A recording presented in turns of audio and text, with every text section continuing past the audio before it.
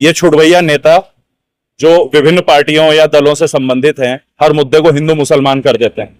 Police को इस पर सख्त कार्रवाई करनी चाहिए कि कोई भी मुद्दा है वो व्यक्तिगत आधार पे हो।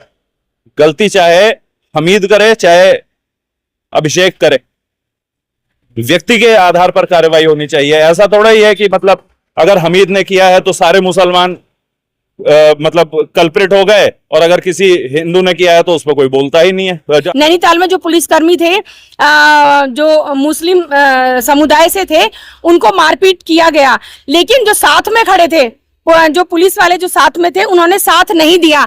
तो हमने यहाँ पर मांग की है कि उनके खिलाफ भी कड़ी से कड़ी कार्रवाई की जाए, उनके खिलाफ एक्शन हो, ताकि पूरे प्रदेश को एक सबक मिल सके कि एक देखिए वो पुलिस की वर्दी में थे और उनके साथ में इस तरह से हुआ।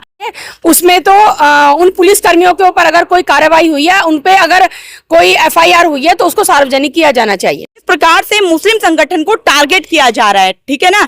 तो ये देखिए, ये जग जाहिर है कि कुछ लोग जो हैं मुसलमानों से मतलब इतनी घृणा कर रहे हैं, समाज में इतना घृणा का माहौल पैदा कर दिया है। इसीलिए हमारी जो जन अधिकार जनशक्ति पार्टी है, हम सब लोग यहाँ पर आए हुए हैं।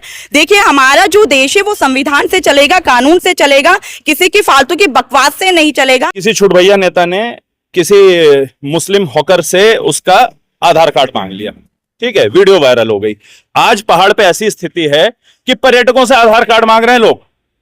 कौन आएगा यहां पर? किस तरह से यह पर्यटन प्रदेश बनने वाला है?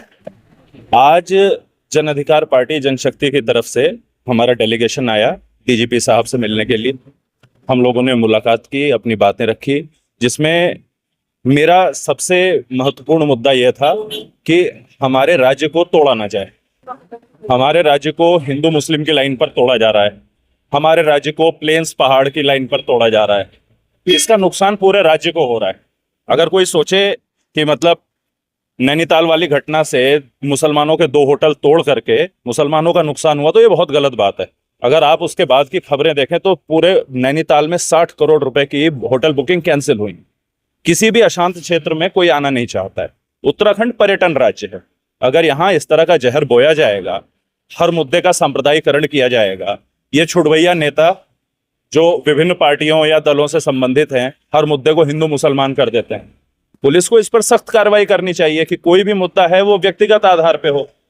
गलती चाहे हमीद करे चाहे अभिषेक करे, व्यक्ति के आधार पर कार्रवाई होनी चाहिए। ऐसा थोड़ा ही है कि मतलब अगर हमीद ने किया है तो सारे मुसलमान मतलब कल्प्रिट हो गए, और अगर किसी हिंदू ने किया है तो उस पर कोई बोलता ही नहीं है। जहां ठीक है वो कल्प्रिट है, बात खत्म हो गई। क्यों हिंदू रेप नहीं करता है? ठीक है, कौन जाकर के उनकी दुकानें तोड़ रहा है, घर तोड़ रहा है? उस जगह पे पुलिस क्यों नहीं तब कार्रवाई करती? कैसे 50-60 लोग भीड़ बना करके किसी की दुकान तोड़ सकते हैं जो कि मतलब उस घटना में कहीं शामिल ही नहीं थी? तो इन सब मुद्दों को लेकर के बात की है। अगर आप देखेंगे तो अभी कुछ समय की बात है ना, किसी छुड़वैया नेता ने किसी मुस्लिम हॉकर से उसका आधार कार्ड मांग लिया, ठीक है, वीडियो वायरल हो गई। आज पहाड़ पे ऐसी स्थिति है कि पर्यटकों से आधार कार्ड मांग रहे हैं लोग। कौन आएगा यहां पर? किस तरह से यह पर्यटन प्रदेश बनने वाला है अगर इस तरह की घटनाएं होंगी?